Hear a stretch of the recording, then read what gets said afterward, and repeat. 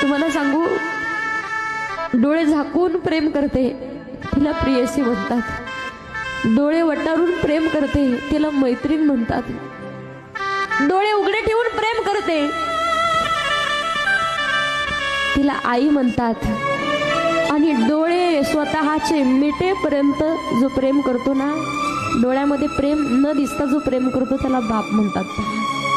फक्त प्रेम आपल्यावरती दाखवता येत नाही, त्याला कधी रडतो, पण घरामध्ये दरवाजाच्या पाठीमागे जाऊन ज्या वेळेला मुलगी ते घर ते माहेर सोडून निघून जाईल ना, संध्याकाळच्या वेळेला रुमाल घेऊन ढसा ढसा रडणारा फक्त तो बाप असतो.